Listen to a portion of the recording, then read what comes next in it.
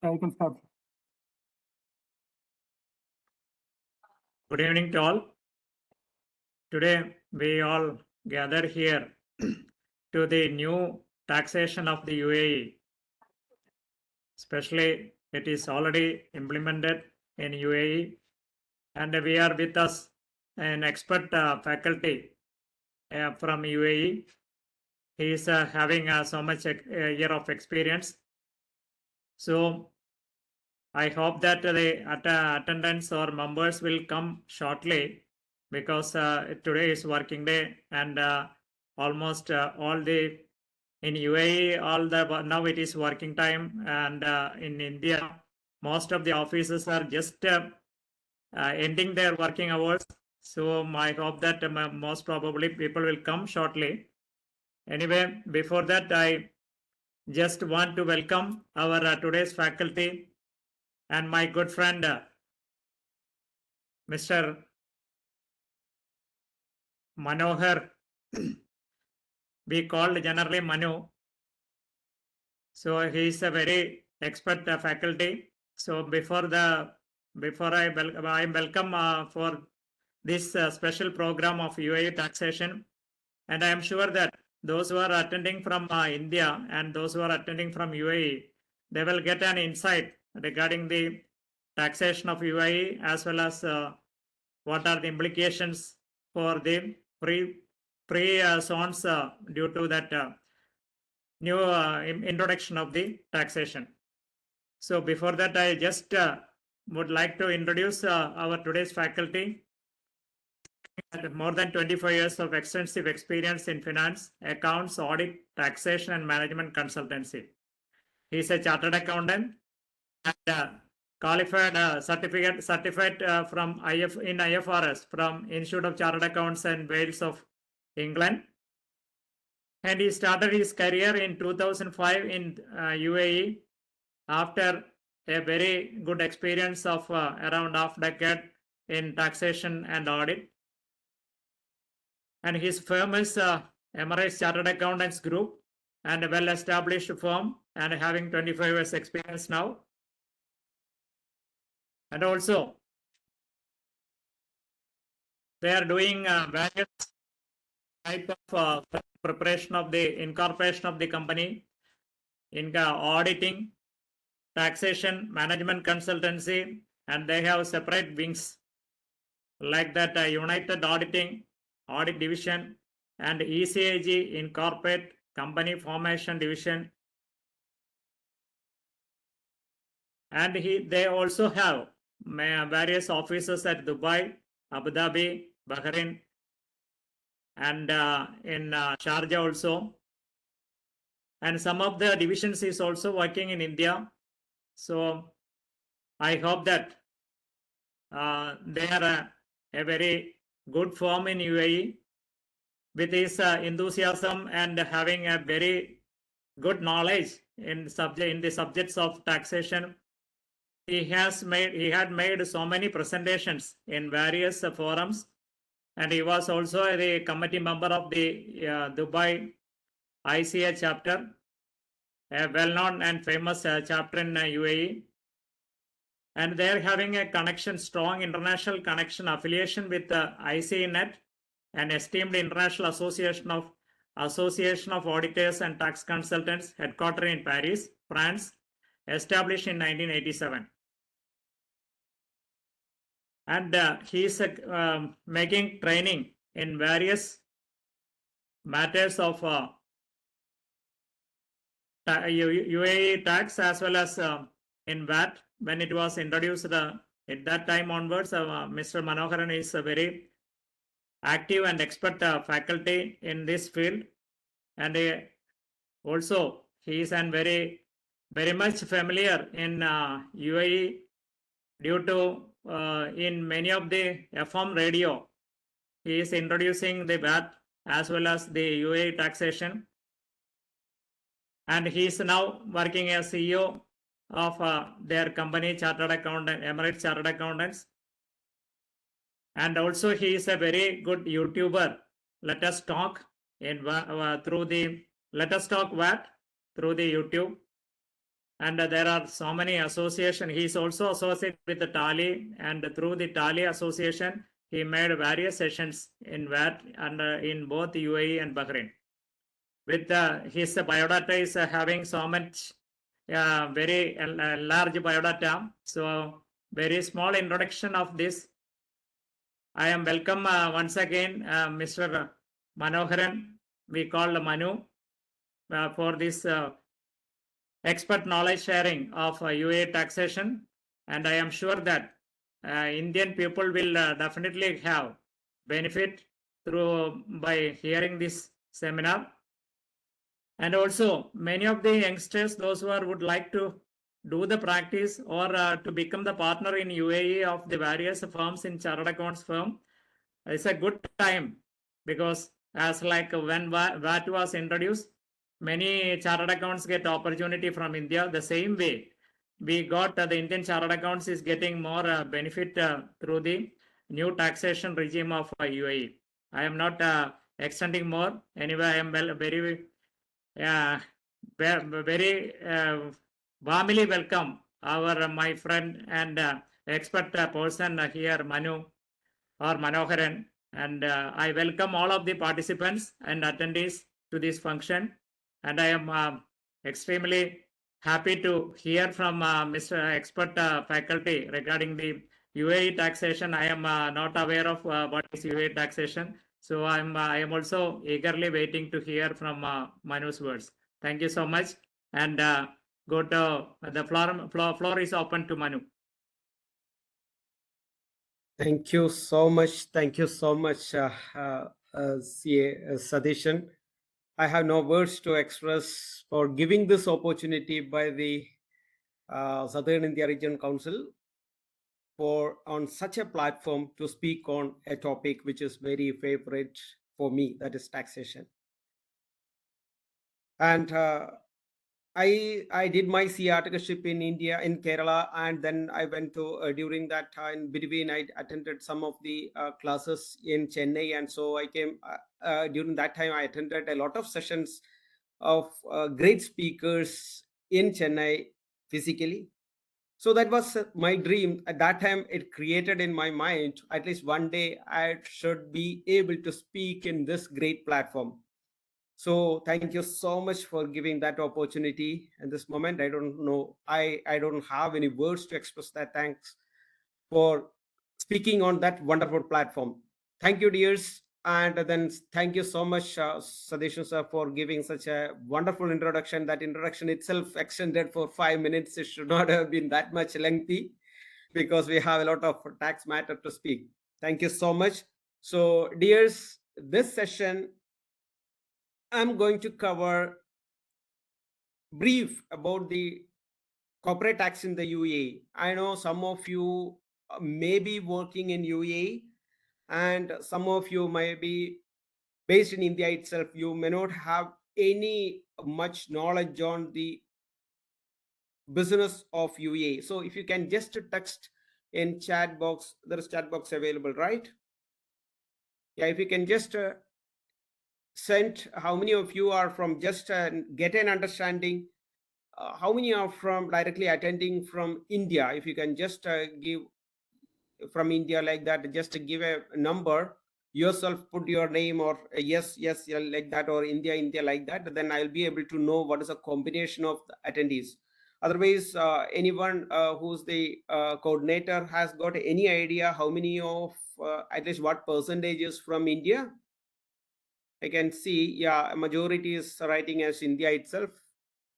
Okay, majority, yeah, only 1 or 2 came. That means maybe very less percentages from UAE. Okay, UAE also coming. So I think the combination is 80-20 percentage, or that's the range, or 75%, 25%. So I would like to know where should I start from. That's why I was asking this question. So anyway, I'll share my screen. So whenever I am discussing some of the terminology which is very much connected specifically for UAE, then I should elaborate it, then only you'll be able to understand. So I'll take that stand by keeping in mind that most of you, majority of you are from India who doesn't have any experience in the UAE. Agree?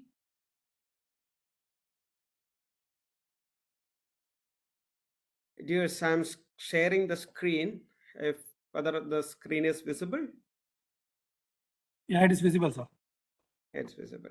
Okay. So I'm talking on UAE corporate tax and then more focused on the applicability of the legislation on free zone persons.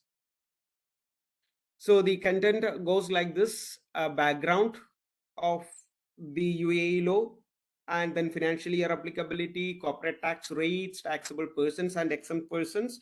Then I will elaborate what is free zone person and qualifying income, qualifying free zone person, transactions with the free zone or non-free zone persons, de minimis requirements, taxability on immovable property, nexus in the state, what is the terminology and how that tax is applicable for that, distribution activity, how tax will be applicable in free zone, for the service activity, what will be the tax applicability, some of the examples I'll be giving, then take away on free zone persons taxability from the discussion.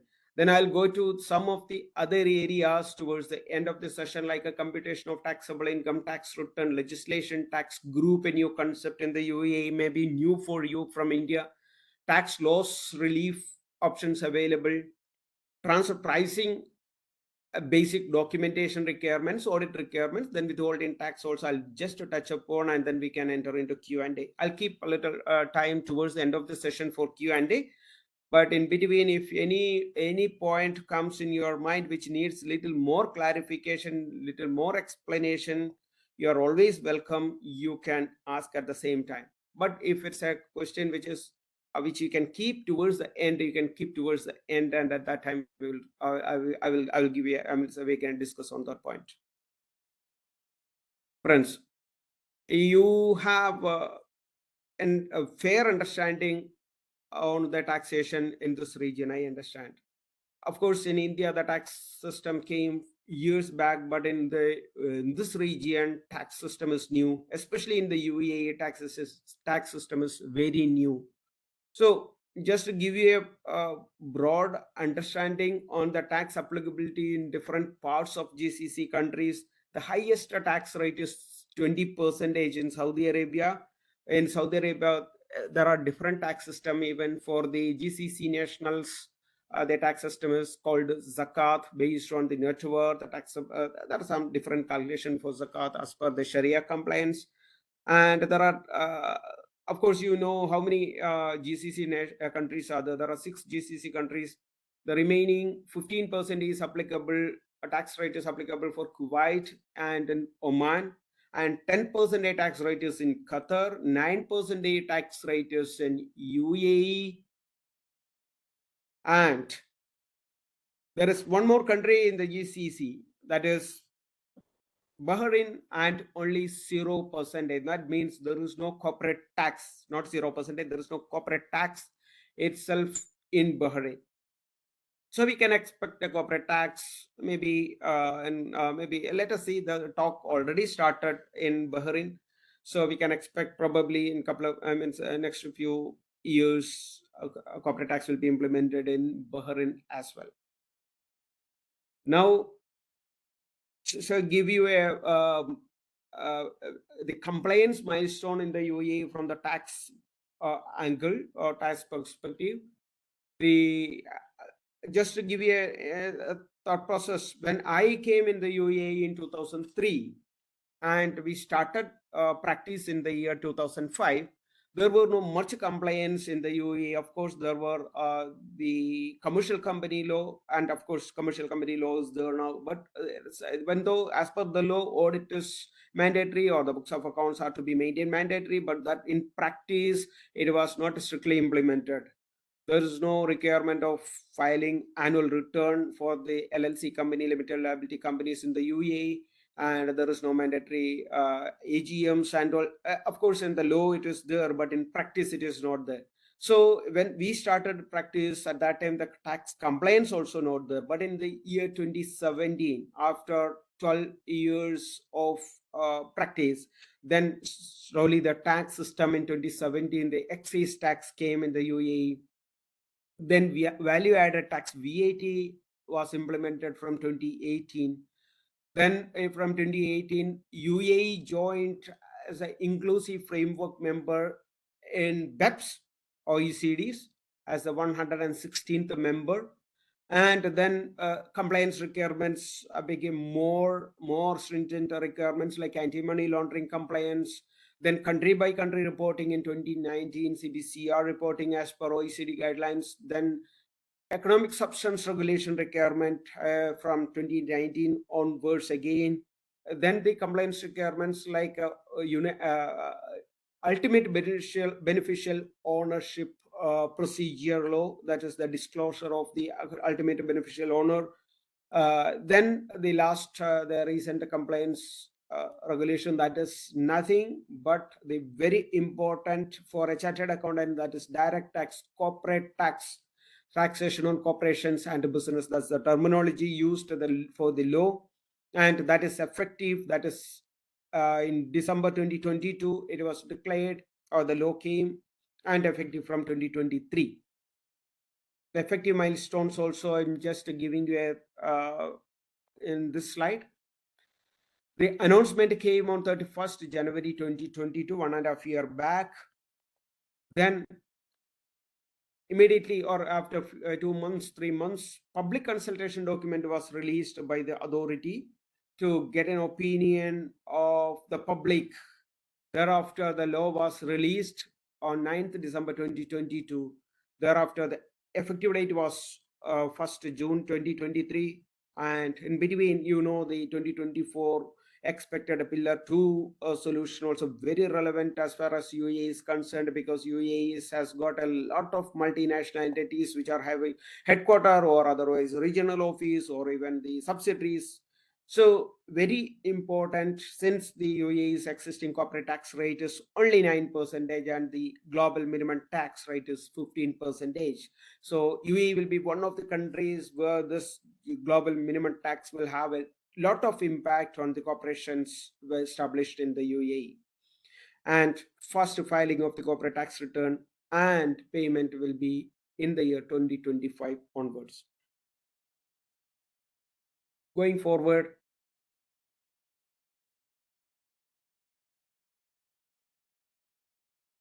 as of now, these are the number of decisions, cabinet decisions, 11 ministerial decisions, 19 FTA decisions, 3, and explanatory guide also came. And of course, based on the UAE Corporate Tax Law 47 of 2022, I'm going to explain you the basics, the compliance requirements or the basic provisions of the law. The financial year. What is the financial year of the entity or the taxable person? There is no in India, every taxable person has got a same financial year. There is a major difference when we compare in the financial year point of view, that a taxable person can have any tax period. If currently he is following January to December as a financial year, then he can continue as it is. So even though the law is applicable from 1st June 2023, the implemented from 1st June 2023, the law will be applicable for this taxable person from 1st January 2024 onwards. That means for next 7 months or from last month onwards, there is no corporate tax for this entity. Suppose your tax period is from July to June, tax applicability will be from July 2023 to 30th June 2024 as a first financial year. And for anyone like a natural person doing business, then his financial year will be January to December.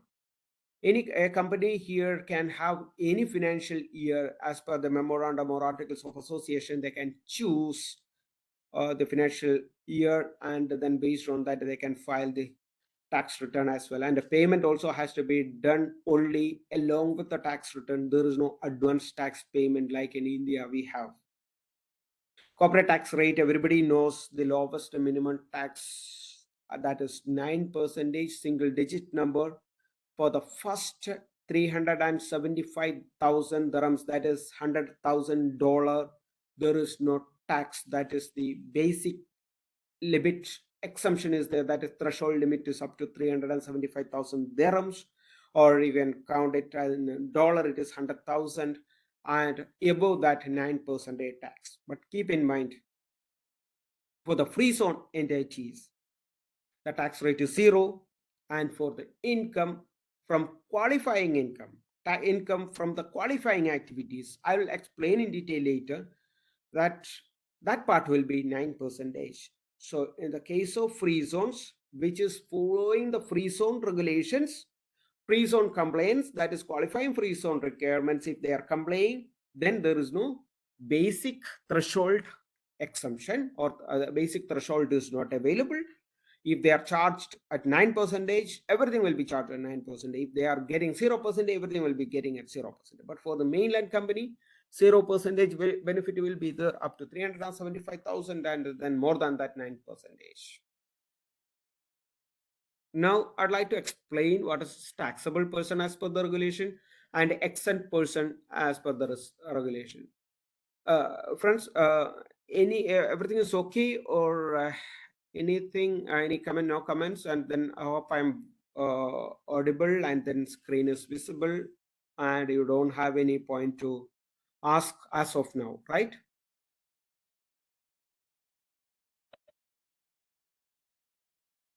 The question answer we can do after the presentation. Towards the end. And Yeah, some of okay. the chat box questions also will come. I will read after the session. Okay, done. Now, taxable persons. Who's a taxable person?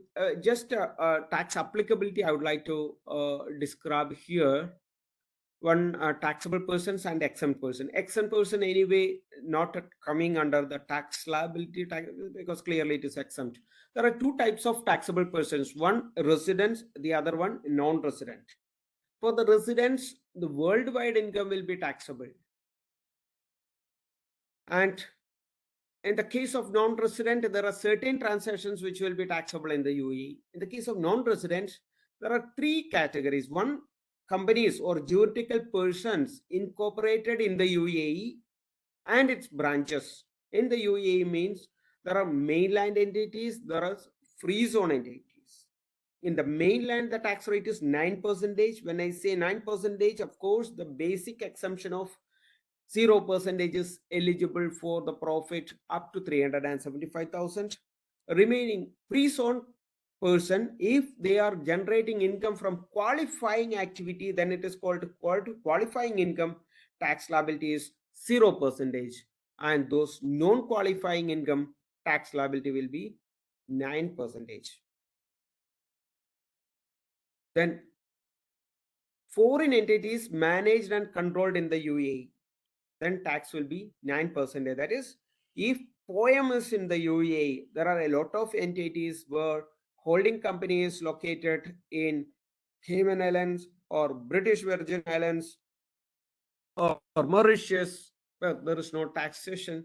So, and people sit in the UAE, a comfort place. That is the beauty of Dubai, beauty of UAE, where people can stay here, very comfort life, all facilities, and they can easy of travel to other parts of the world, and then they stay here and operate the companies outside the UAE, even the paper companies from here, and then such companies also will be taxable in the UAE if POEM is in the UAE, place of effective management is in the UAE. Natural persons who are doing business in the UAE, there is a separate list of it. The ministry will be releasing the list, and then type of business which will be falling under this. So if a natural person is doing any business activity, also will be taxed in the UAE at 9%. Going to non-residents, three types. Permanent establishment. If a non-resident is having permanent establishment in the UAE, 9% tax will be applicable for such a permanent establishment for the income earned in the UAE. UAE sourced income, where there is no PE, but if UAE source income is earned by a non-resident, then also it will be taxable in the UAE. further clarity is required on that ministry. We are expecting a further clarification on that, specifying the type of UAE source income on to know better understanding on the applicability of corporate tax on non-UAE residents in the case of UAE source income. And next is, if a non-resident is having a immovable property in the UAE and earning income from such immovable property, then it will be taxed at 9%. This scenario is called as nexus in the UAE. If a company is registered in India and having owning a property in the UAE by that entity, then it will be taxable in the UAE, having this provision of nexus in the UAE. Now we are going to discuss in detail the free zone persons. Let me just check any question came specifically which I have to answer. Free zone.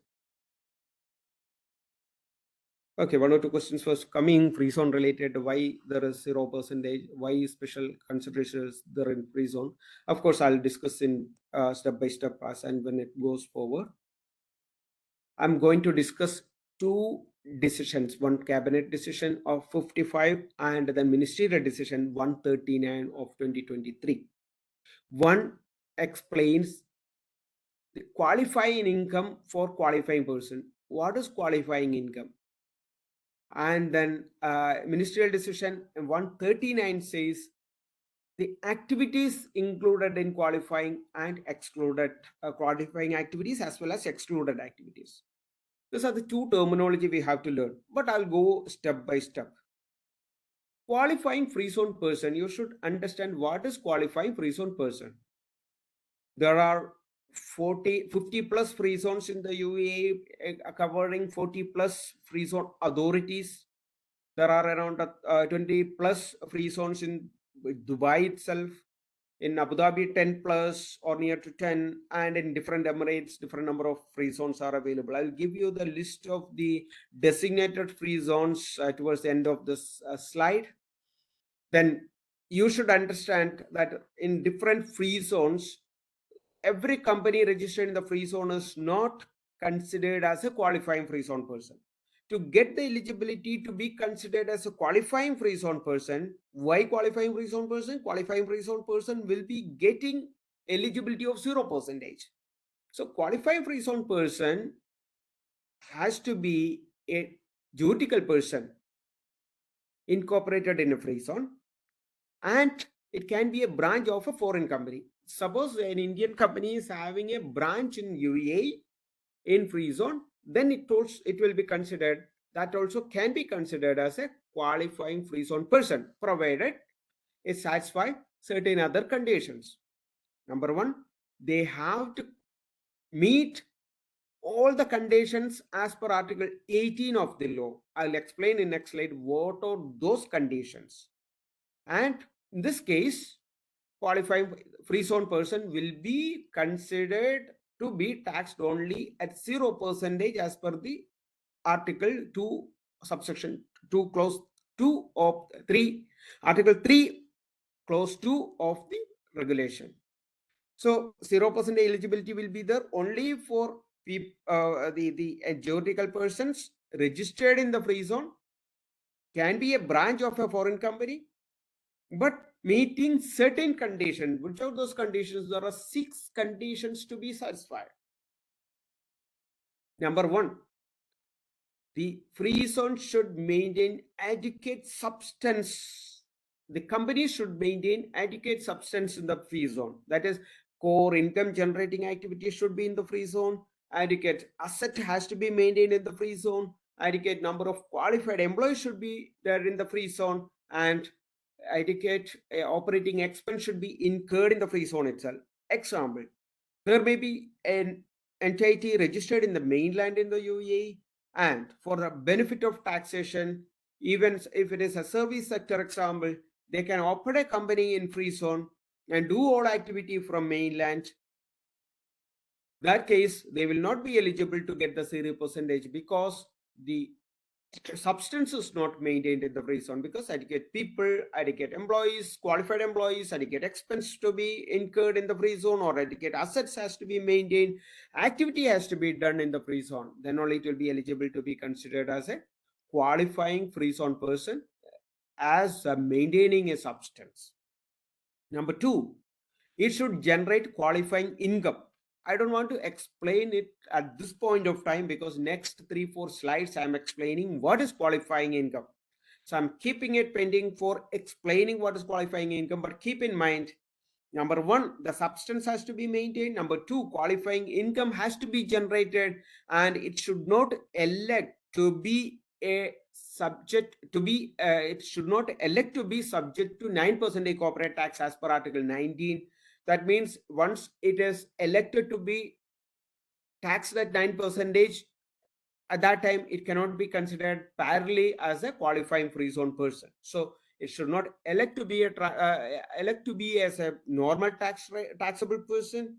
Transfer pricing compliance is mandatory, and there is one more requirement of de minimis requirement that also I will explain in the upcoming slides. And the last sixth condition, it should have audited financial statement.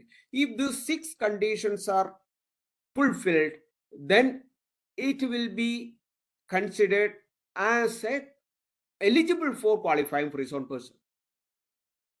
One substance should be there, that means its operation should be in the free zone. It should audit its financial statement. Transfer pricing compliance is mandatory. It should not elect to charge at normal tax rate. Then the other 2 conditions, that is the qualifying income and de minimis requirement. These 2 requirements I will explain in the upcoming slides.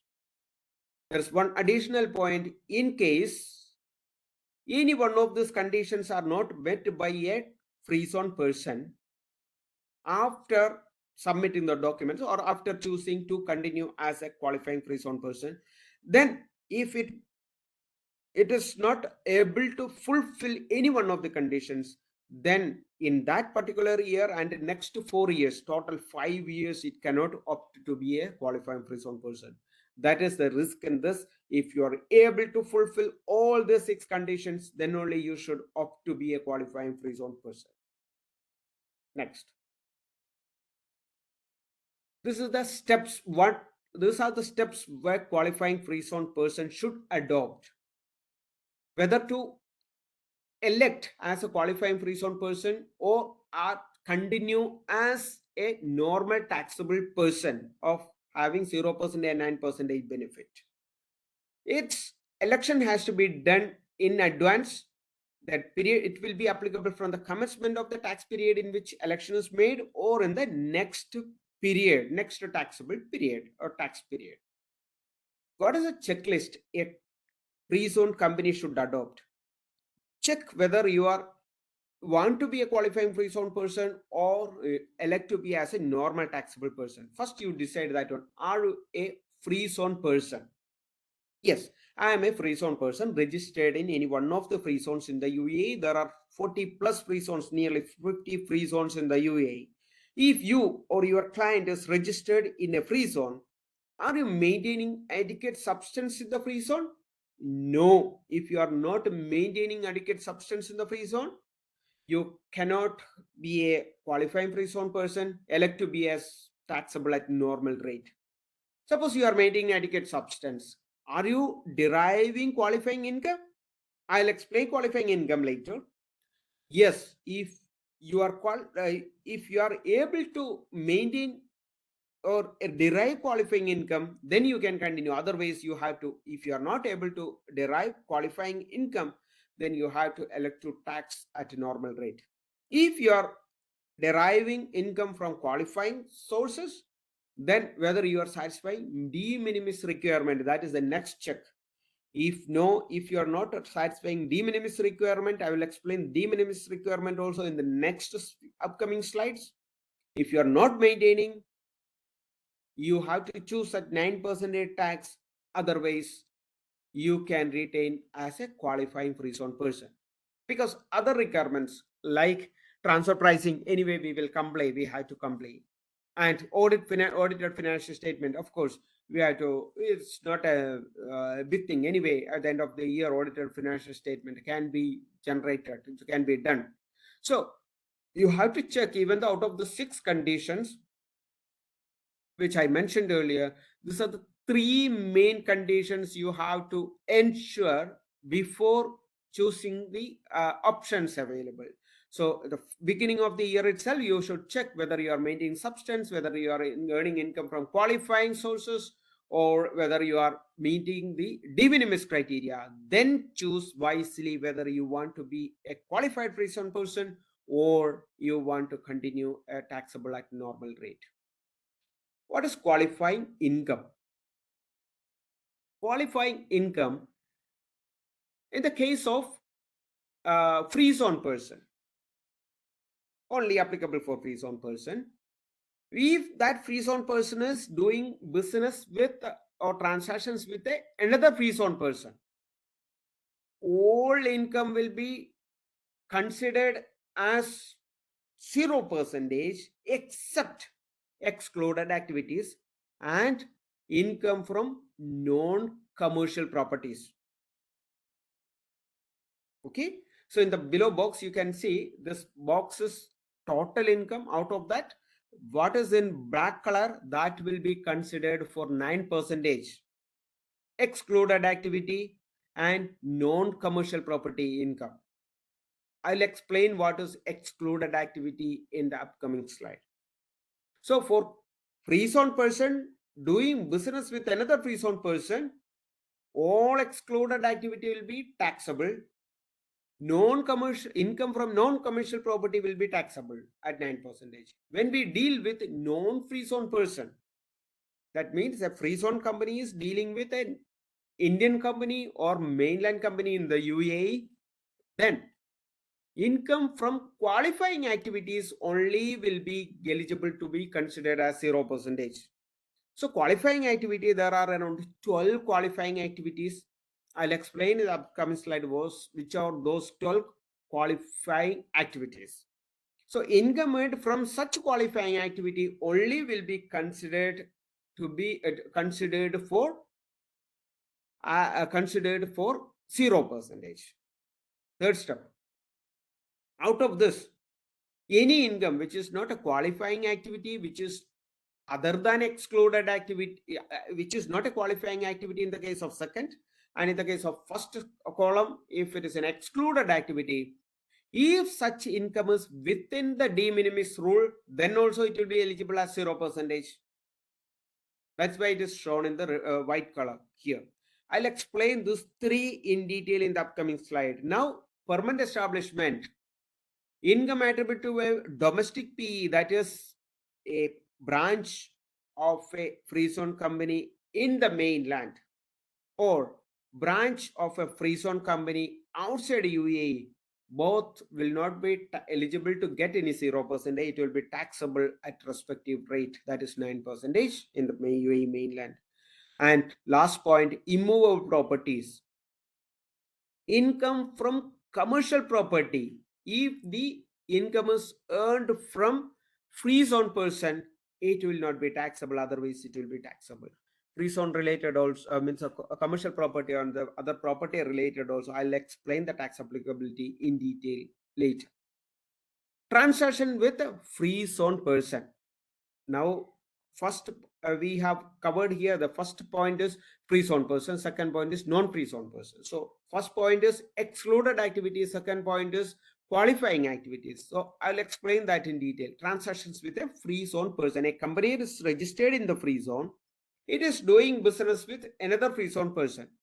So all income will be considered as eligible for 0% except banking activities, insurance activities other than reinsurance, financing and leasing activity other than treasury and financing services to related parties, financing and leasing of aircraft including engines and rotable components. So keep in mind, any bank working in free zone doing service to anyone will be taxable.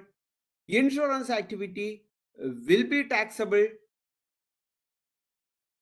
Insurance activity will be taxable except reinsurance. Financing and leasing activity also will be taxable except treasury and financing services to related party or financing of leasing of aircraft. So the very rarely it comes. So you can keep in mind banking activity, normal insurance activity, and financing and leasing activities.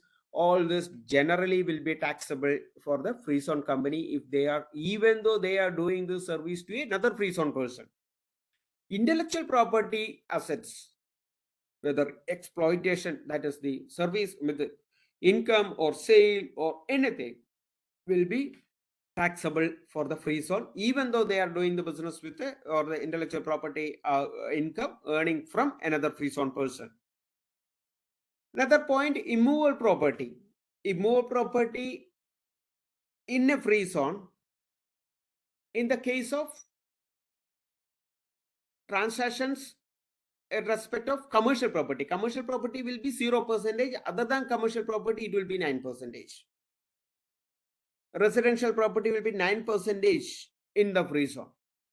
And last category, service to a natural person. If you are a free zone company and giving service to another free zone person, then all income will be taxable except 4 categories or services given to natural person. Natural person like me and you getting service in free zone like fund management, wealth and investment management, financing and leasing of aircrafts, and ownership, management, and operations of ships. If these 4 services are given to a natural person, then it is not taxable. Other than that, everything will be taxable. So I use an acronym here for ease of remembrance. That is, any service given in a free zone to a natural person by a free zone company will be taxable. Any service will be taxable except FAWAS.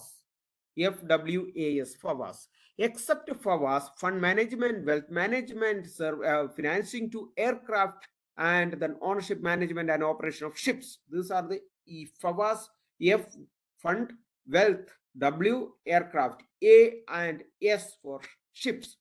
These are the only 4 services which is given to a natural person will not be taxable for a free zone company. Otherwise, the remaining all service will be taxable in the UAE, in the free zone. Going ahead, transactions with non-free zone persons. Here the manufacturing activity comes, processing activity comes. This means what is the qualifying what is the qualifying activity means? A free zone company is doing this activity or transactions with another free zone person. Manufacturing, processing of goods or materials with another free zone person, sale proceeds will not be taxable. Distribution of goods or materials with another designated zone. I'll explain this in detail in another upcoming slide. Ownership, management, and operation of ships. Financing and leasing of aircraft. Reinsurance services. Fund management services. Wealth and investment management services. Treasury and financing services. Headquarters services. Holding of shares, and logistics services. All these activities are called qualifying activities, and hence if these activities are done by a free zone person to another free zone person, this will not be taxable. All other activity will be taxable. So we studied free zone person. Who is a qualifying free zone person? To be a qualifying free zone person, 6 conditions to be satisfied that we learned. Then we understood a free zone person doing business with another free zone person, only excluded activity will be taxable at 9%, remaining will be taxable at 0%. When a free zone company is doing transaction with another non-free zone company, that is mainland or foreign company, mainland or natural person, only the qualifying activity will be treated as eligible for 9%, otherwise eligible as 0%, otherwise it will be 9%. These are the steps what we order. These are the points which we learned so far. Now going forward, de minimis requirements. Another terminology I used, de minimis requirement. What is de minimis requirement? If the non-qualifying revenue, that is in the case of free zone giving service to another free zone person, the excluded activity, or in the case of a free zone person doing service to non-free zone person other than qualifying activity, if those amount is, or the income is more than 5% of the total revenue or more than 5 million dirhams, then it will be considered as not satisfying the de minimis and will be taxable at 9%. If it is within 5% or 5 million, below 5 million, then it will be considered as satisfying the de minimis and then taxable at 0%. What is non-qualifying revenue? How this formula is arrived? Non-qualifying revenue divided by total revenue. Non-qualifying revenue should include all excluded activities and activities which are not qualifying activities with a non-free zone person. Hope you are following me. Hope you are able to follow this provisions. Non-qualifying revenue should not include transactions with a non-free zone person, that is commercial property, transactions with any person if it is a non-commercial property, that is residential property kind of things, and revenue attributable to foreign PE or domestic PE. This should not form part of non-qualifying revenue for arriving the de minimis rule. So non-qualifying revenue divided by total revenue. What is total revenue? The total revenue should not include the transactions with a non-free zone person in the case of commercial property, transactions with any person in the case of non-commercial property, and revenue attributable to domestic or foreign PE. I hope you follow this one, but if you are not able to follow due to any reason, I can. There are some examples coming.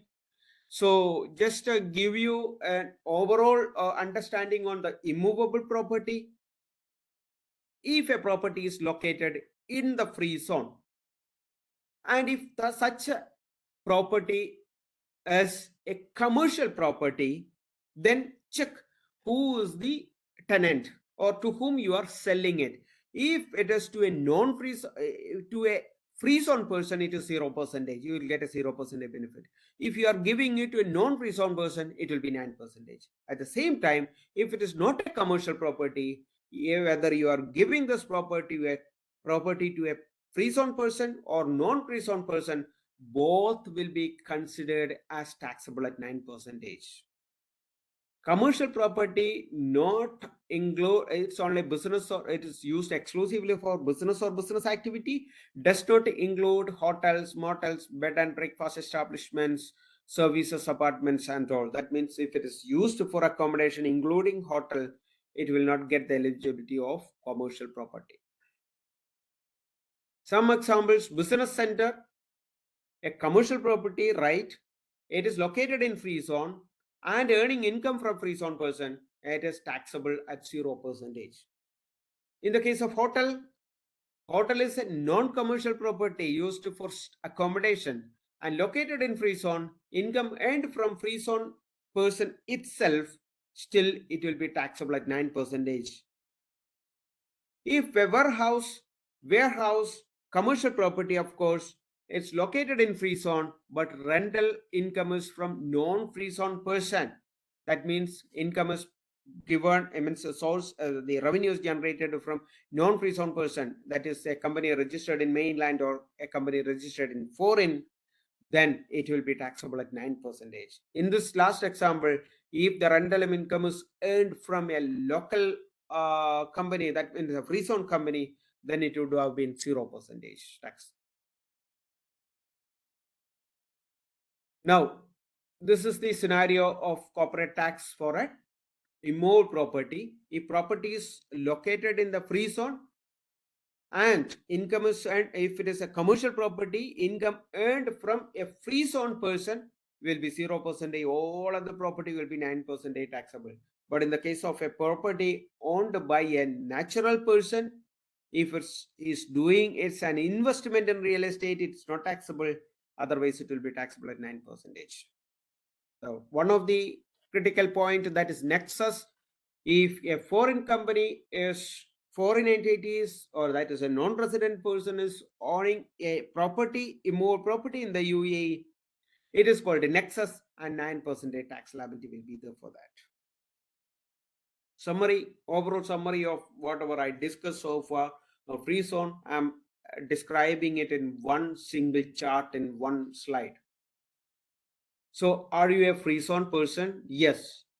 Did you elect to be a taxable person at 9% normal tax rate? No.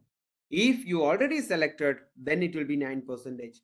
If you didn't select, check whether you are maintaining a substance. If no, then you will be taxable at 9%. If you are maintaining substance, are you maintaining the TP regulation documents, or are you maintaining the audited financial statements? If you are not maintaining, again you will be taxed at 9%. If you are satisfying the substance as well as the financial statement is audited and TP regulations are complied with, are you deriving income from a free zone person or from a non-free zone person?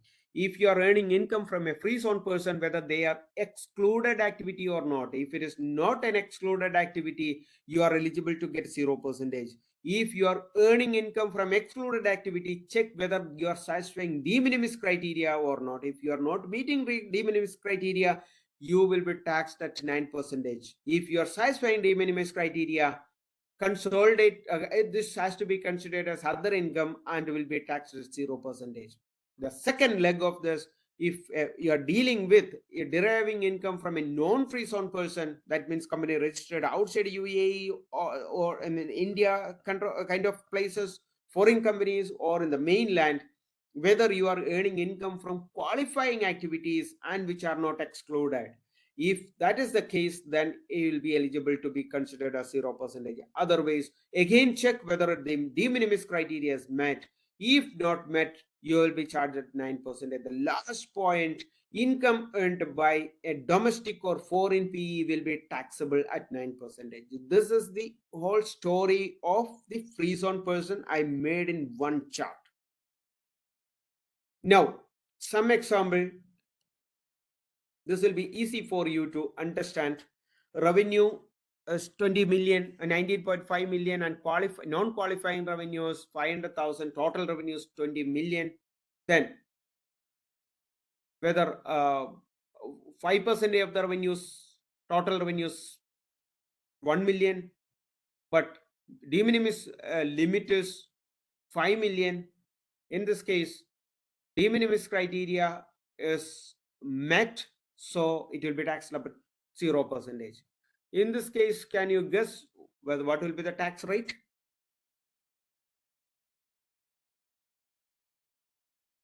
Anyone can text? What is the tax rate? 0% or 9%?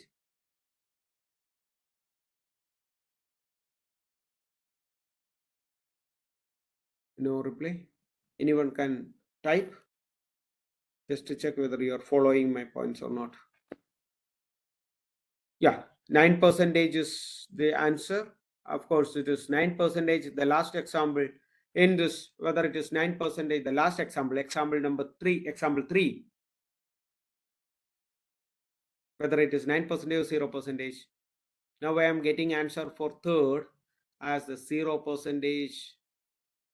9%, 9%, 9.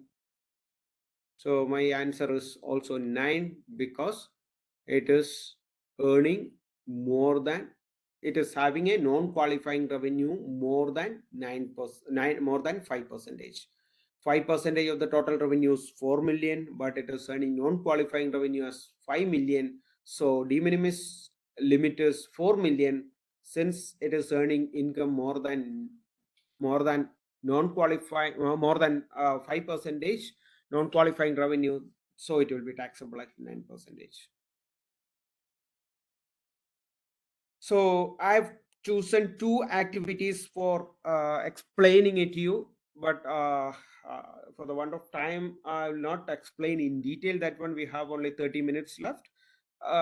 Just I'll quickly explain this one. In the case of distribution activity, that is very critical for everyone. Everyone is asking, or everybody is having concern, or the company is located in UAE is having a concern that whether the drop shipment, that is high sea sale, goods are moving from foreign country, from China to Europe or India to Europe, but goods are not touching in the UAE, whether this is taxable or not. Just go through the regulation and then you will be able to appreciate what would be the answer. These are the conditions to be satisfied. Distribution of goods or material to a customer that resells or process or alters or alters for sale or resale. That means it should be a resale. For the purpose of resale, you should buy the goods, and the supply should be from a designated zone.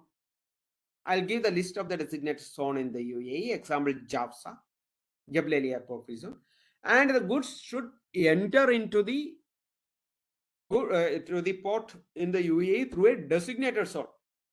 If it is entered through road or through a non-designated zone, then it will not be eligible. So if these conditions are satisfied, then only eligible for 0%. Going forward, yeah, in that case, I'll come back to your question of drop shipment now. Just before that, whenever this kind of question comes, you should apply. In my presentation, I always say there are 4 steps to be adopted. First, you should know who are you as a taxable person. Who are you? You should know. That is a step 1. Whether you are a free zone person or a non-free zone person, whether you are eligible to be considered as a qualifying free zone person or not. If you identified yourself, you are eligible to be considered as a qualifying free zone person, then check, know your customer. Who's your customer? Whether you are serving or you are supplying goods to a free zone person or non-free zone person. So KYC is the second one. Then go to next, know your activity. What activity you are doing? Based on the activity, the tax applicability varies. That is KYA, know your activity. And the last step, then you can calculate tax according to that, whether 0% or 9%, that is KYT. Those are the 4 steps to be adopted for any transaction for a taxable person. You can check by this, and this formula, if you are applying, you can get this without any confusion. Some of your clients may be asking, I'm doing a logistic activity, whether I taxable or not. You will be confused. Or I'm doing a consultancy in free zone, my customers are from India, taxable or not. For that, go through these 4 steps, step by step. You will get an answer. Example, distribution activity. You are a free zone person, designated free zone person, because distribution activity is applicable only for designated free zone person. And if you are supplying goods, distribution activity to another designated free zone person, it is not an excluded activity, so 0% benefit will be eligible. If your customer is a free zone person, still it is not an excluded activity, you will be eligible for 0%. If it's a natural person, then the point comes, it is an excluded activity. Any supply of goods to a natural person will be excluded activity, so 9% will be applicable. Then, if it is a mainland person, a mainland company, then check whether all these conditions are satisfied or not.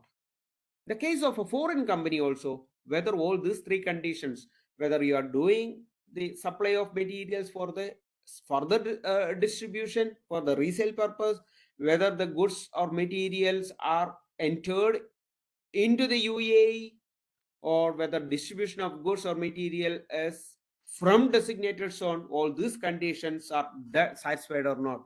In the case of drop shipment, as of now, when we read the law, we feel that these 3 conditions are not satisfied because goods are not entering into UAE. But ministry has given an indication that drop shipment will be taxed at 0%, eligible to be considered as a qualifying income. But final output didn't come from the authority. We are waiting for the clarification, because now the public consultation documents on giving the opinion on the tax applicability on free zones already released, and the last date to submit is 9th of this month. If you have any concern as a public, anybody can submit your concerns. We submitted a lot of points for the authority to consider. So out of that, one is to get the clarity on the drop shipment, that is high sea sale. So let us wait for the final ministerial decision related to this one. List of designated free zones are in Dubai. There are Jableli free zone, Ducams, Textile City, like that. There are 2 plus 2, 7, I think 7 free zones as a designated zone in UAE, in Dubai. In Abu Dhabi, there are 3. In Ras Al Khaimah, there are 3. And in Sharjah, there are 2. Fujairah also there, Umm Al Quwain and Ajman. Everywhere free zones are. So some of the free zones are designated free zones. Just to add on one more category, service activity, because the people will be asking to you also whether the service done in free zone is taxable or not. Banking in insurance activity, intellectual property, all these are taxable at 9%. But at the same time, consultancy, logistics, etc., you can get 0% if you are doing the service to a free zone person. If you have a consultancy firm, and if you are doing your consultancy services only to entities registered in the free zone, you are getting eligibility of 0%. Logistics, of course, 0%. If you are giving service to natural person, except FAWAS, fund management, wealth management, aircraft related, and then ship related, which I mentioned earlier, 9%. Other than that, everything will be 9%. FAWAS will be 0%. FAWAS is not a legal name. I just used an acronym, just in case if anybody joined recently in the session, so they should not take it as any technical word from the law. It's only a shortcut acronym used for remembering fund management, wealth management, and then financing and leasing activity on aircraft, and then the ownership management and ownership management of the ships. All this given service given to a natural person will be 9%. Other than that, 0%. Other than that, everything will be 9%. The last point, non-free zone person, if customer is a non-free zone person, qualifying activity other than excluded activity will be charged at 0%. Qualifying activity other than excluded activity, all the qualifying activity will be taxed at 0%. Example, logistics, headquarter kind of things will be 0%. Non-qualifying activity, that is including excluded activity, will be 9%.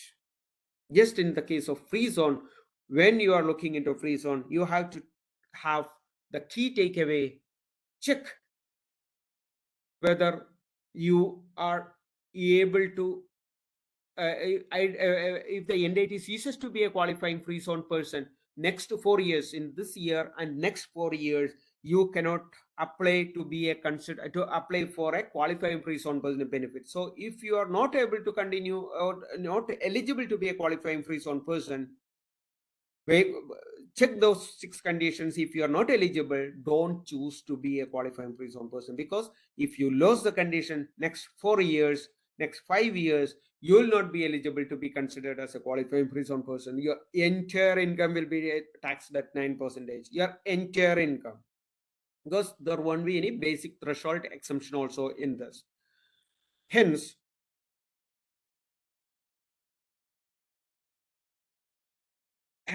you are just a minute. Sorry, hence your entire income on the taxability on the entire income will be taxable at 9%. The basic threshold exemption will not be eligible. You will not get that basic exemption. Number 2, a detailed analysis and clarity on entities, excluded activity and qualifying activity should be established. Because qualifying activities are there, excluded activities are there. In the case of free zone persons, giving service to free zone persons or non-free zone persons, identify that one and then get a clarity on whether this is an excluded activity or qualifying activity. Based on that, you should take a decision. And industry specific exclusions are there, give attention to that one. And special attention to be given on the exports, because all exports are not eligible for 0%. In the UAE, for most of the services, most of the goods also in free zones are eligible to get 0% benefit if it is done with an overseas client in the case of VAT. Keeping that in mind, you should not approach corporate tax. If you are giving service from free zone to or overseas, in the case of VAT, most of the transactions are 5%, but here it will be, most of the cases, most of the service will be 0%, but here it will be taxable at 9%. Arm's length principle should be adopted, and it is essential to maintain proper books of accounts in the case of P separately. Suppose you have a head office in a free zone and then a domestic P is the, then separate books of accounts are to be maintained to comply with these requirements. Most of the transactions with the natural persons are taxable. And in the case of immovable property, special attention to be given. And while calculating the de minimis criteria, you should not add the immovable property turnover, but certain conditions to be met there. So I'm just checking the timing. We have 45 minutes left, right? Yes. Yeah, okay. Computation of taxable income. So far I explained the tax applicability on free zone. So next half an hour I'll be discussing, or 20-25 minutes I'll be discussing other areas. Then we will go back to, or we will start the Q&A session. Now, computation of taxable income. The starting point is accounting profit or loss as per the financial statement, which is adopted by accounting as per internationally accepted accounting standards, that is IFRS. Then adjustment has to be given for the unrealized gain or loss, exempt income, qualifying group transfer relief, disallowed expenditure, tax loss relief. All these are to be adjusted. Transfer pricing adjustment, all these are to be adjusted before arriving the taxable income. There's no much explanation required for a chartered accountant here. So I'm just going through the deductible, non-deductible expenditure incurred other than taxable person's business. Of course, everybody knows 50% of the entertainment expenditure to customers, suppliers, shareholders, and business partners not allowed. But 50%, if the entertainment expenditure is incurred to a employee, then it is allowed. It's not allowed only for in the case of customers, suppliers, shareholders, and business partners, and that is also up to 50%. Manager remuneration related limitation has not come so far. Only the clarification came, or the opinion given by the ministry is that it has to be limited up to 50%. Here there is no limitation. It has to be made. It has to be done at arm's length price. So wherever the manager remuneration is applicable, and if any further documentation has to be maintained, then you should maintain at arm's length. That means of the applicability of the transfer pricing comes in this case because it's a transaction with a connected person. Donation, grants, or gifts given will not be eligible for a deduction other than the expenditure is incurred as a payment to qualified public benefit entities. In the case of fine and penalties, not deductible other than compensation awarded, like if a contractual obligation is there and a penalty is paid on basis of that, then it can be deducted. Otherwise, any violation of the law you cannot deduct. And in the case of bribes or illicit payments, no deduction available. Even by the law, bribe is not allowed, of course. But in case if something is accounted which is in the nature of bribe, you cannot deduct such expenditure. And any commission, this is not there in the law, but I just thought of, which is very common in the UAE.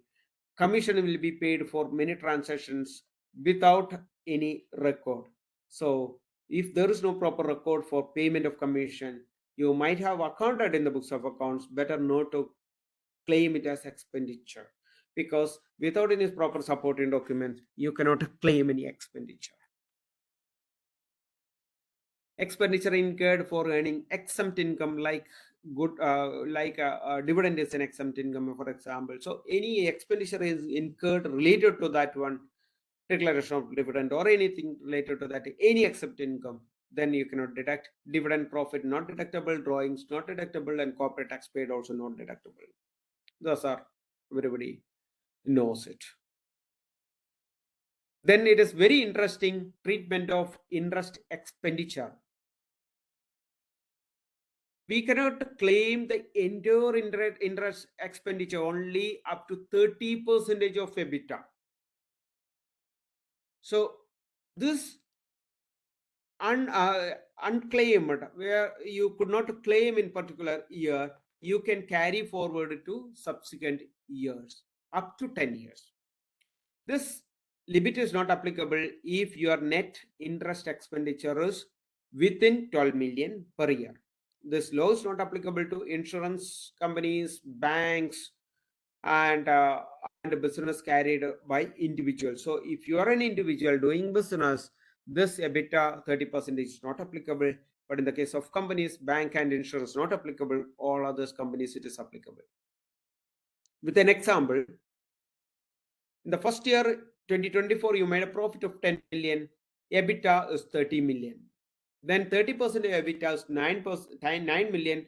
Since there is a higher cap of 12 million, so you can claim up to 12 million. The balance carry forward is 3 million, because 15 minus 12 is 3 million.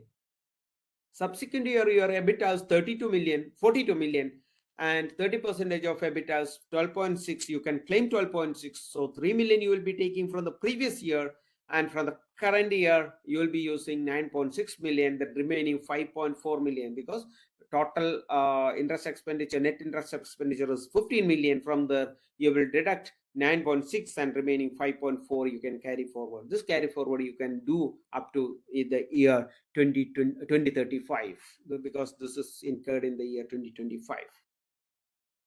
So hope this is clear for everyone. I'm going to the next slide, that is tax return. Tax return has to be submitted within 9 months from the end of the financial year. Suppose your financial year is 31st December 2024, the first financial year. Then before 30th September 2025, you have to file the tax return and pay the tax along with the tax return. And if wherever the audit is mandatory, the authority may ask for the audited financial statement. Otherwise, unaudited financial statement or certified, self-certified statement also may be asked. The format is not yet released, but it will include the tax period, name, address, date of submission, accounting basis, taxable income, tax loss relief, tax loss carry forward, and all those requirements will be there in the tax return. So we are expecting the form soon, but the registration is going on. So the registration, everybody should understand the tax registration for VAT and tax registration for corporate tax is entirely different. VAT registration is mandatory if your turnover is more than $100,000 in a year. And if voluntarily also you can register if your turnover is more than $50,000. $100,000 is the mandatory requirement, and $50,000 is the optional. You can get an optional registration. But in the case of corporate tax, there is no such threshold limit. If you are a registrant in the UAE, whether you do business or not, you have to do the registration for corporate tax and submit the tax return. In the case of VAT, one additional point, in case in any particular period, that is particular year, having 12 months, if you are not doing business more than $50,000, that is 187,000 dirhams, then you should do unregistration. You should deregister the VAT registration. You should go for deregistration. Otherwise, you will get a penalty of so and so relevant laws providing different penalty levels. But in the case of corporate tax, as long as you are holding a license is valid, you are a taxable person. Registration procedure is not applicable for government entity or government controlled entity, persons engaged in extractive business, that is the oil field. If they are into Emirates level taxation, they need not, the corporate tax is not applicable for them. Persons engaged in extractive business of business fulfilling certain conditions, no need to register. Non-resident person not having PE, deriving state source income, no need to register. Tax group, very important clause, very special, which is not there in generally in other parts of the world. Tax group, if you have more than one company but in the same management, subject to certain conditions, you can register as one single taxable person. That's what we are going to learn now.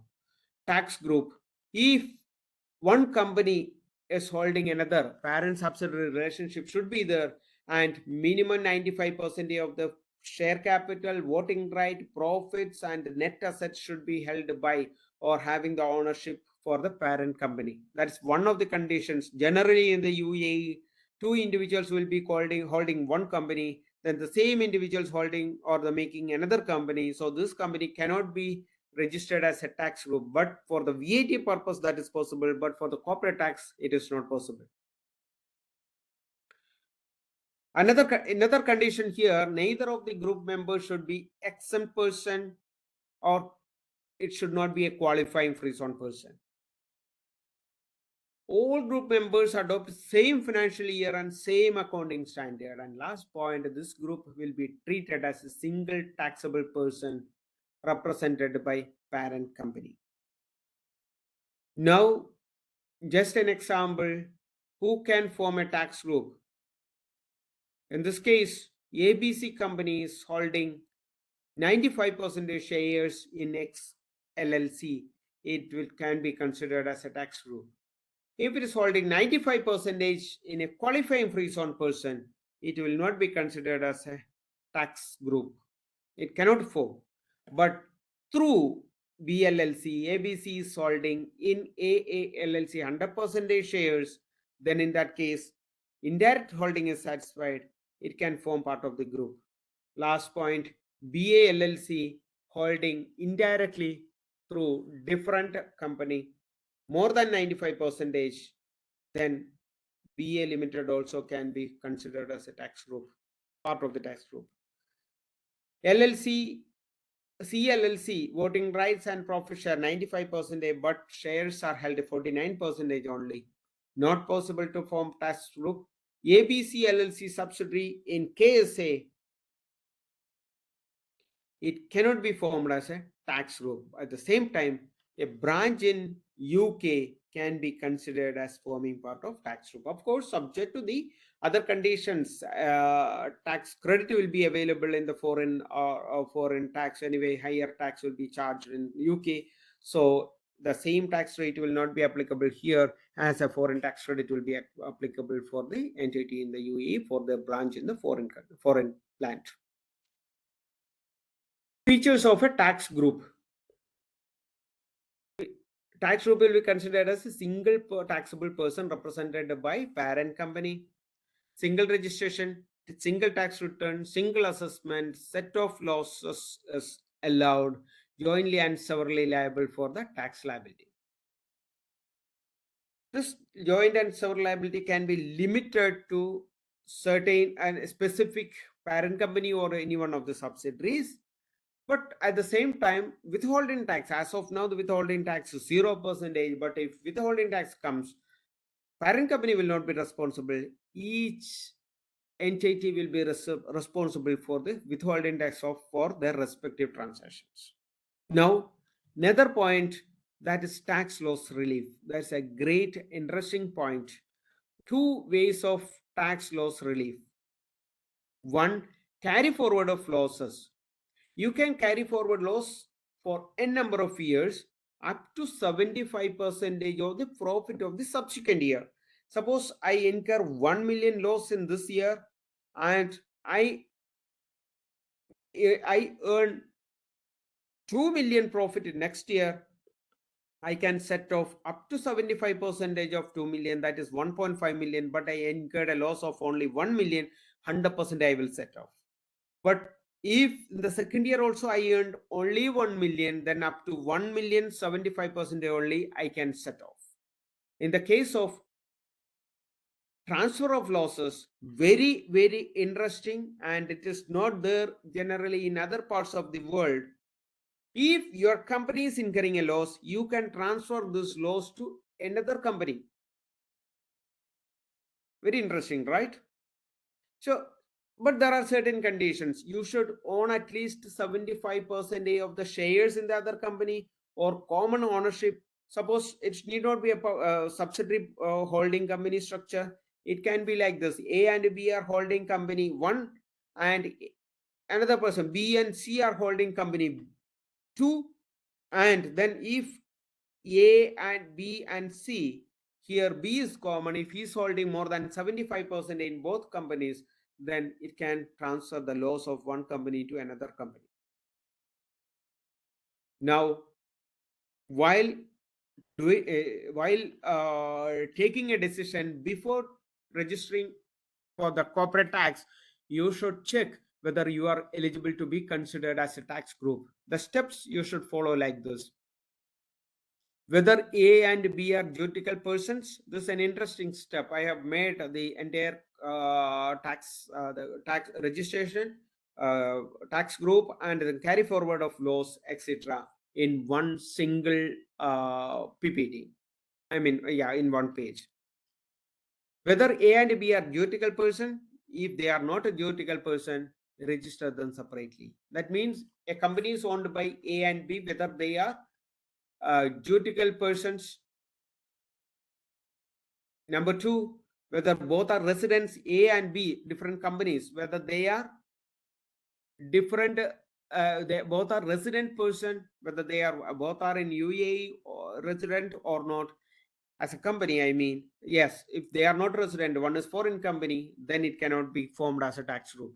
Anyone as an exempt person, if any one of this is having exempt activity and then exempt, then it will not be eligible to form a tax group. Any one of this company A and B qualifying free zone person, if it is choosing to, or it is going to be a qualifying free zone person, then they cannot form part of a tax group. Both have same financial year. If both have same financial year, then only they can be a tax group. Both are having same accounting standard.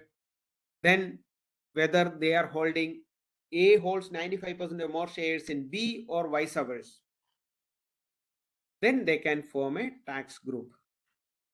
If not, then option is set off of losses. Whether A holds the 75% or more shares in B or vice versa, check A is holding. First we checked whether 95% is held. No. Then check whether at least 75% is held. Yes, then you can transfer loss. If no, then go to whether at least third person holds 75% or more in A and B. At least through third person, if it is held, then it can transfer its loss to the other company. A can transfer loss to B or B can transfer loss to A.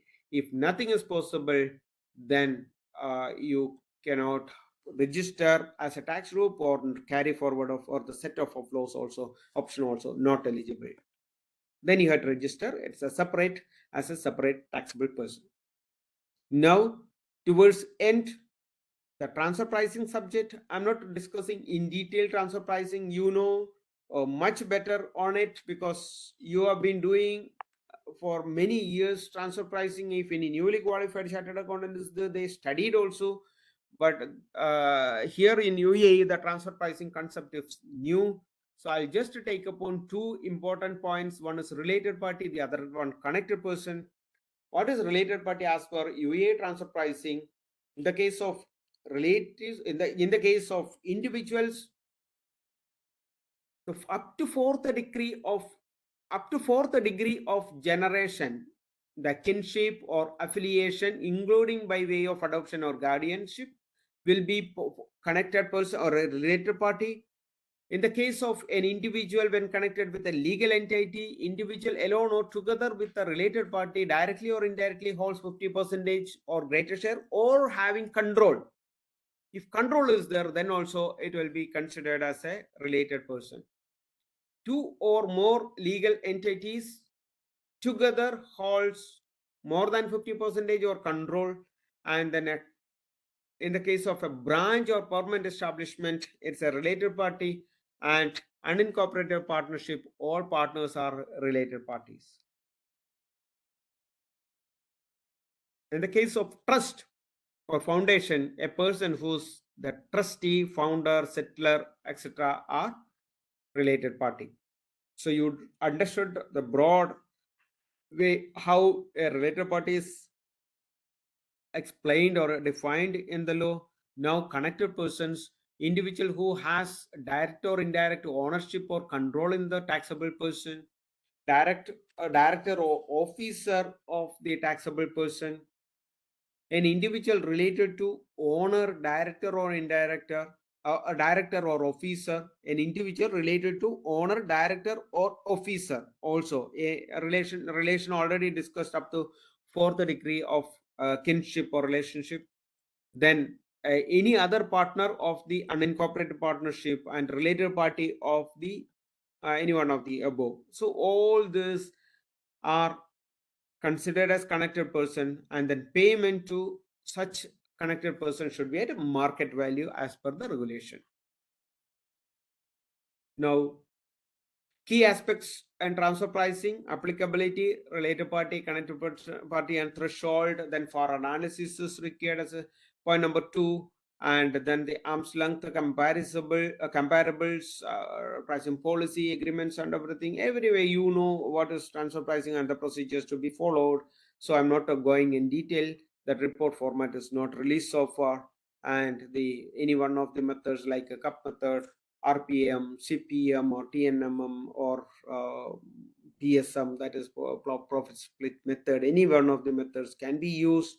The best suitable methods has to be used, or the fifth or sixth method also.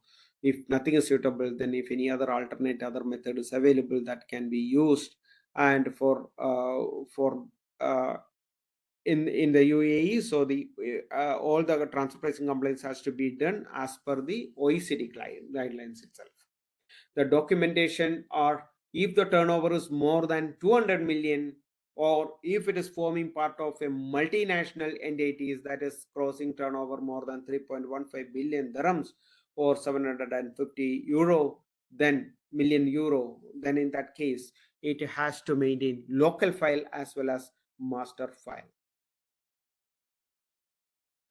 Now, audit requirements. In the UAE, the books of accounts are to be audited if the turnover is more than 50 million, that is 50 million dirhams, that is at least $13.6 million. And a free zone person, qualifying free zone person, it is mandatory to maintain the audited financial statement. Towards end now, international tax impact. So what I would like to cover here is, one is withholding tax. Specific categories of state source income derived by the non-resident person when not attributable to PE of the non-resident person. If it is not attributable to PE, then in that case the income and state source income earned by a non-resident person will be eligible to be considered for withholding tax. What is the tax rate? Luckily, the tax rate is 0% as of now. As of now, deductions to be deducted from the gross amount of the payment to the non-resident person. That is a procedure, you know. And in the case of withholding tax, one more point I would like to add: credit for taxes deducted in other jurisdiction are eligible. Suppose in Saudi Arabia, the withholding tax of 10% or 15% is held, then foreign tax credit can be claimed in the UAE to the extent of 9% corporate tax. It's not that any refund we will be getting, only up to 9% we can claim as a withholding tax credit. Now, foreign tax credit also, foreign tax credit for the relevant tax period is allowed to the extent of 9% in the UAE. So if any branch, that is the PE of a local company, paid a tax in foreign country, then that credit can be used by the entity in the UAE. So I finished my almost all the presentations, and then just during the introduction, a detailed introduction was given to our firm, so I don't want to go through that one again, explaining myself. But we are available always in different social media platforms like LinkedIn, YouTube, and then Facebook, or it is in any other platform, Instagram or anything. So please reach out to us through social media. If any support is required, we are always available, and then we are always happy to conduct awareness sessions like seminars, webinars. So always you are welcome to join in any of the seminars or webinars in future as well. So if any support is required, please let me know. And with this, I would like to close my session, open my session for the Q&A. I would like to end my session and then open for Q&A. And now we can start the question answer session. I think already there are some questions in the chat box. Manu, could you able to read yourself, or whether I have to read? I'm just open the chat box. I'll go through this. Okay, I'll start from beginning and the relevant question.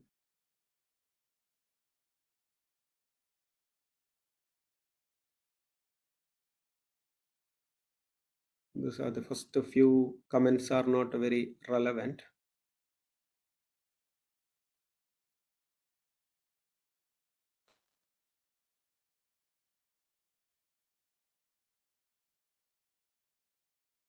If one question came, sir, if financial year is as per India, if your financial year is as per India, I didn't see that.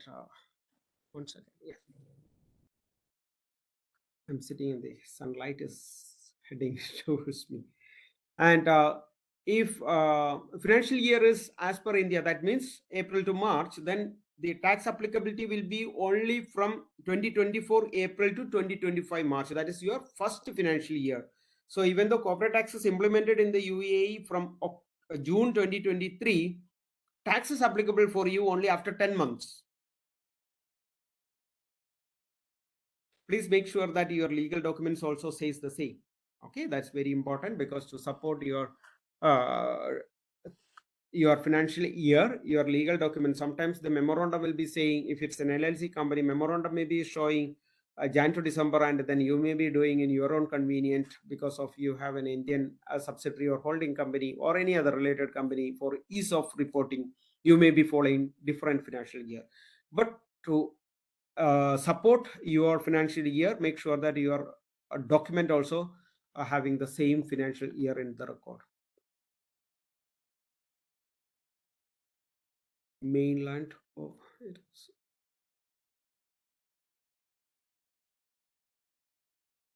this is okay. My question is for free zone. there is no corporate tax applicable. This is the question came very early, so corporate tax is applicable. Can you share the presentation? That is the committee will decide, or the organizer will decide. A free zone entity does only high sea sale from India to US routed through UAE. The goods does not touch. Just give me a little time. I'm not able to play. Yeah. The transactions are like this. High sea sale only from India to US routed through UAE. The goods does not touch the shores of UAE. The question is whether high sea sale is treated as qualifying activity. I understand that the distribution of goods in or from qualifying free zone is treated as qualifying activity. Sorry, it is qualifying activity. However, our goods are not distributed from any free zone. That is right, dear. Your question is right. But here, the law also says that it has to be imported into the UAE, but further clarity didn't come from the authority. But an indication is that in the public consultation document, they mentioned as an example, it is an indirect, means it is a direct shipment from one country to another country. Even in a public event also, they mentioned, the authority mentioned as an example, goods are moving from China to US. As an example, they are given. So in wait for the final ministerial decision, 99% this kind of drop shipment, that is high sea sale, will be tax considered as a qualifying income and eligible for 0%. IP ownership and any income earned from that one also will be considered as it is an excluded activity. The question is, IP ownership is an excluded activity or not? Could you please explain? First, what you have to do is that any one of this activity, whether it is an excluded activity or not, specifically mentioned it is an excluded activity. So excluded activity is applicable for a free zone person where the service or the goods are supplied to another free zone person. So if it is excluded, then for a free zone giving service to another free zone, it is excluded. Since it is excluded, it is taxable. When go to the free zone entity service to another mainland, only qualifying income will be eligible for 0% other than excluded. So in the case of IP, it will be taxable in both cases.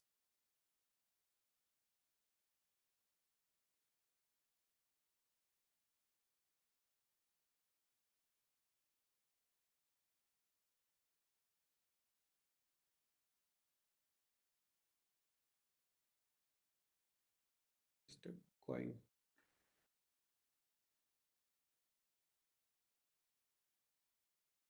Hi, I am Babu. Steps involved in opening a branch. So I think Mr. Babu is looking for opening a branch in the UAE.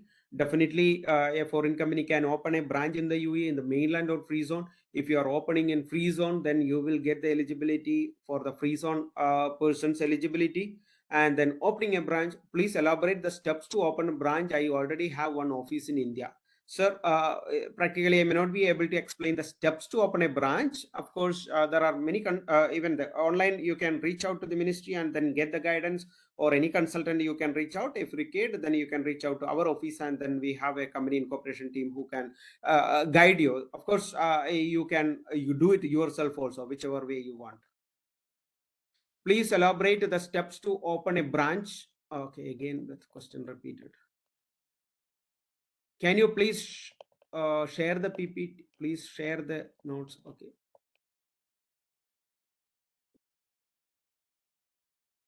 Any latest PDF book available online on UAE Corporate Tax with all updates? You can send an email to us. We will share you the link of the FTA website or the ministry's website where all the updates are available. Even our website also, personally, ACAG is updating, but you can go to the ministry's website and get the latest update from the free zone entity providing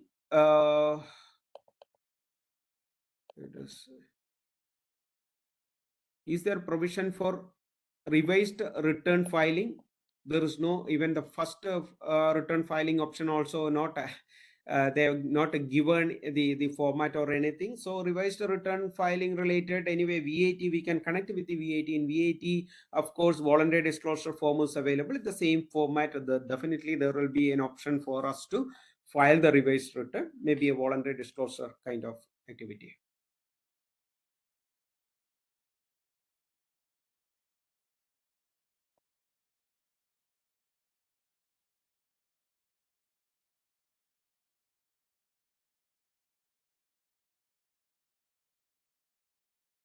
When can the transfer pricing document public consultation draft requirements in the UAE are available? Let us wait for that one, sir. Export is a qualifying activities or not a export is a qualifying activity or not for a free zone company. Export is the question is not very clear here. I'll reframe the question. Here the question is export is qualifying activity or not for a free zone company. For a free zone company, only the non-free zone company, then nothing, no eligibility of 0%. But for a free zone company, if it is exporting, then the whether it is a distribution activity or not, we have to check. Distribution activity, 3 conditions to be satisfied. Then in that case, it will be eligible. Otherwise, it will not be eligible. Those conditions I explained in detail earlier. Is there late filing option available and a penalty for non-compliance? There are penalty for non-compliance. Recently, the penalty list also came. Administrative penalties came. The non-compliance penalty came. So in that, the penalty is there for the non-compliance. That is the late filing or the late payment, and all are available. All are there. So these are the questions came in online. Then I think we have a little more time, 10 minutes. So if any other question is there, we can discuss.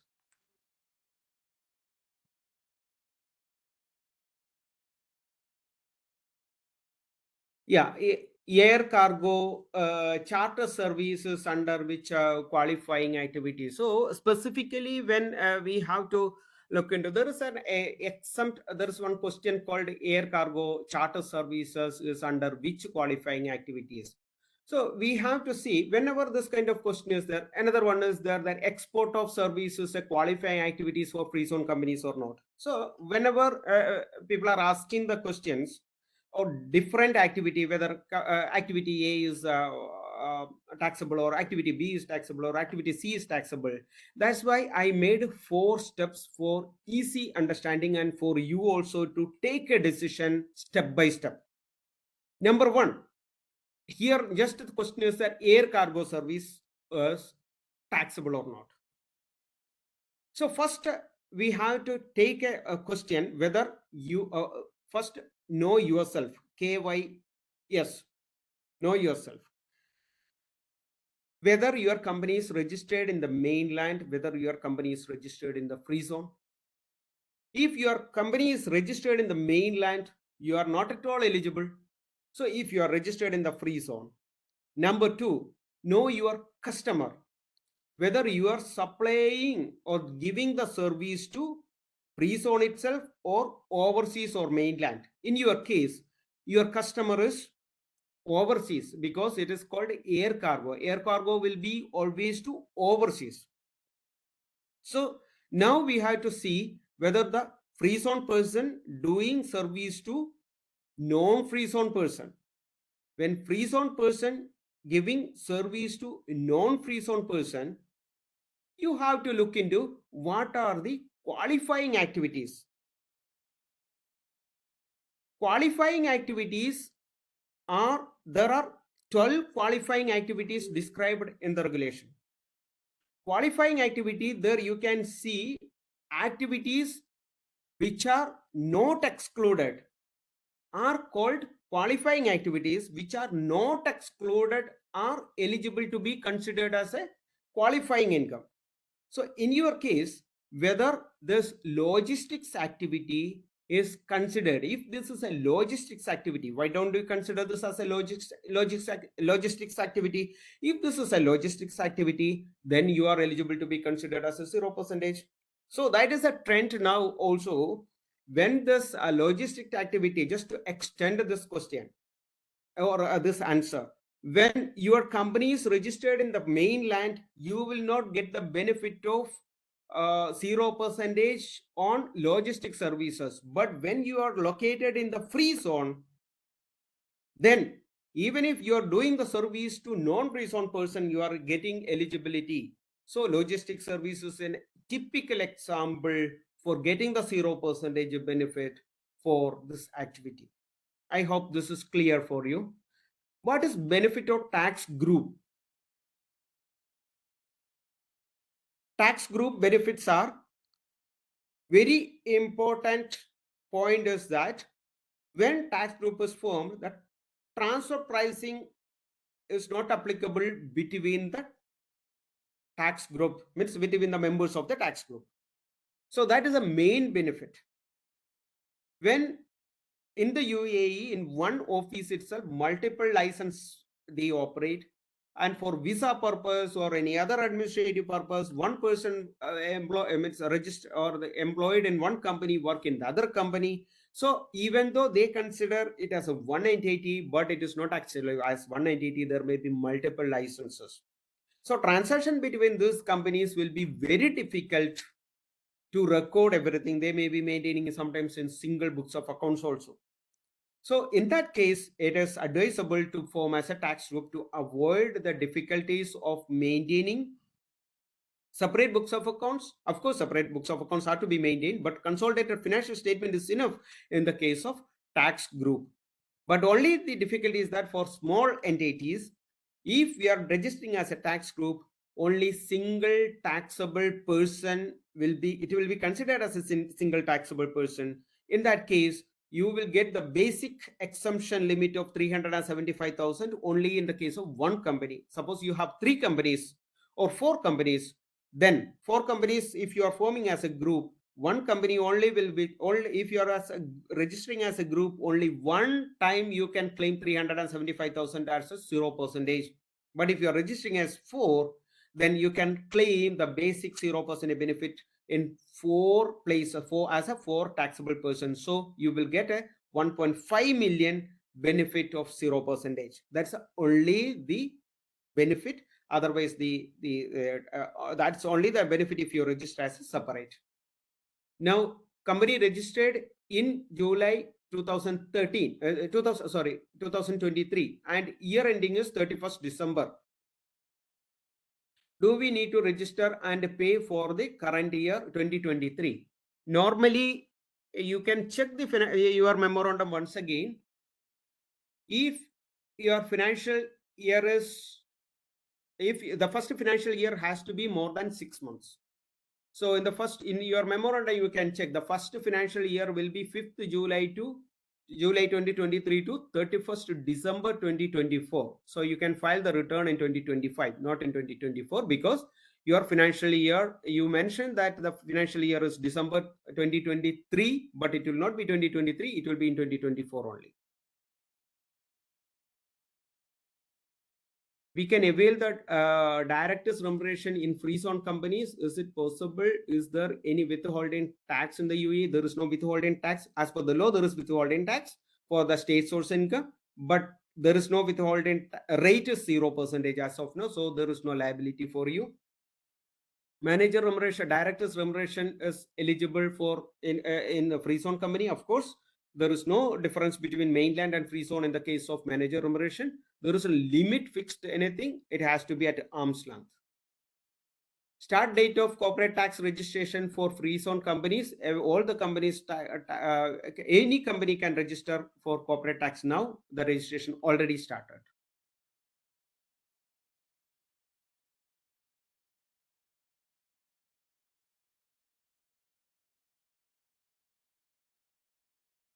Under what conditions should a natural person doing business in the UAE, for example, business consultant or freelance software developer, register for tax UAE corporate tax? If a natural person is doing business does not earn an income more than 1 million, he need not register.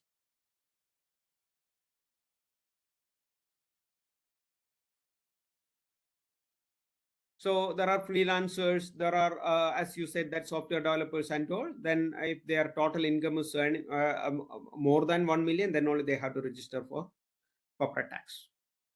If a person having a company in free zone entity was failed to maintain the status and subsequently disqualified over next 4 years, then can he open another company in the free zone and undertake operations and claim 0%?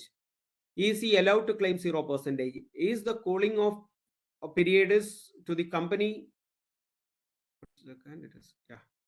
The cooling period is to the company, or they go back to the shareholder or the voting rights? Thank you, sir. Sir, I also should say thank you. So it is little tricky tricky in the sense not to answer. It is easy to answer, but this is little bit violation of the law. If you are not eligible, if you are disqualified, and then you are not getting eligibility for 0%, then the same person is starting another company and then looking for the 0% benefit. If authority knows that this is a tax evasion or tax structure evasion purpose or restructuring purpose only for taking the tax benefit, then there will be a question. If for the operation purpose, if you are doing it, or the business purpose, if you are doing it, it will not be a violation of the law.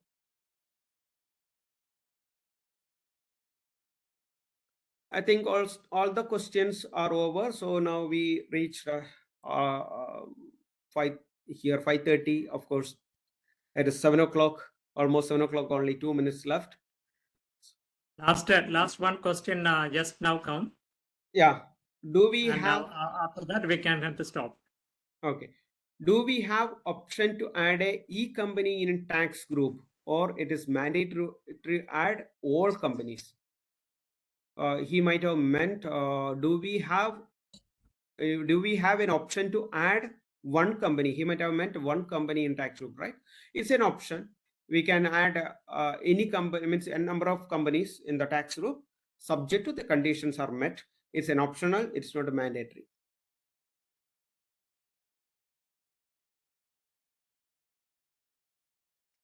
People are asking my email ID. I'll just text my email ID here.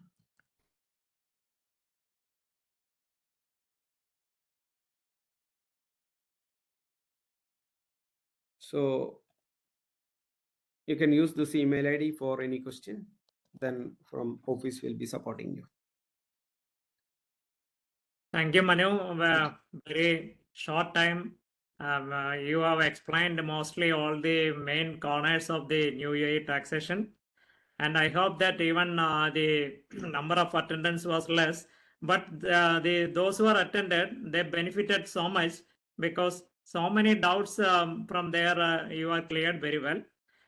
And one doubt I have, because you are informed that entertainment expense 50% will be the disallowance for the UAE taxation.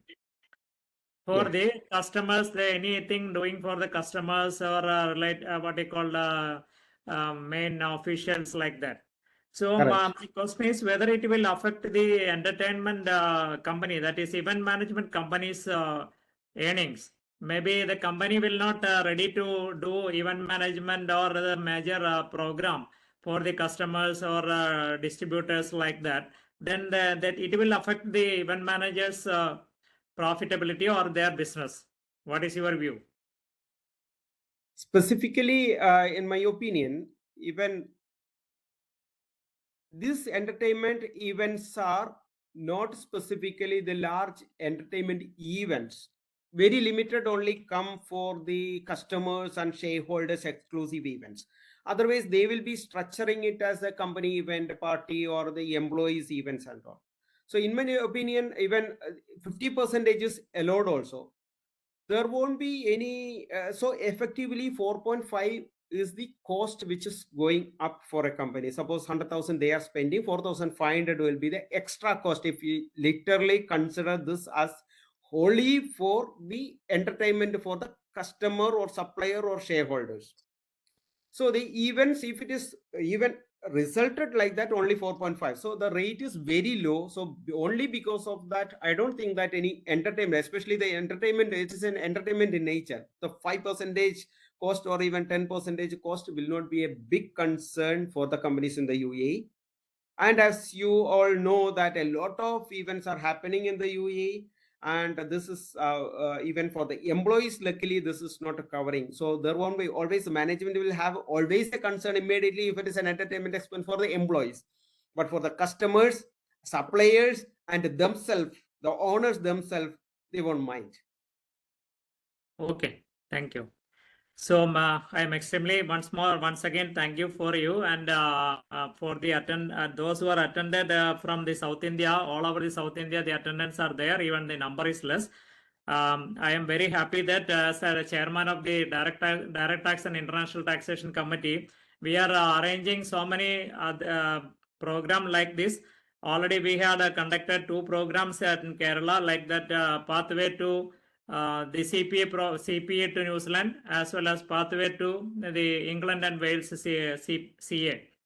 So like that, I would like to do more activity, or SARC would like to do more activity in foreign taxation matters.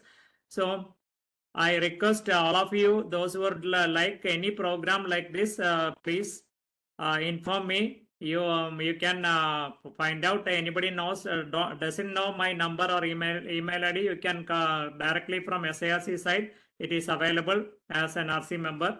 So I request all of you to give me your suggestions, and any further program like this required, you just inform the SARC or directly to me. I am extremely happy to everyone participated and very actively questioned, made the questions to the presenter, and the presenter is also very politely and very informatively given the answers, and from that we understood that the knowledge acquired by Mr. Manu in this area, and I hope that you will flourish as like your name is Emirates Chartered Accountants, as like the big air force in UAE Emirates, like that Emirates will be fly off in heights, and I hope everybody will be get benefited from this seminar. Thank you once again to each one of you, and thank you Manu for your active participation, active explanation regarding the UAE taxation in a very limited time. Thank you all. Thank you so much. Thank you all.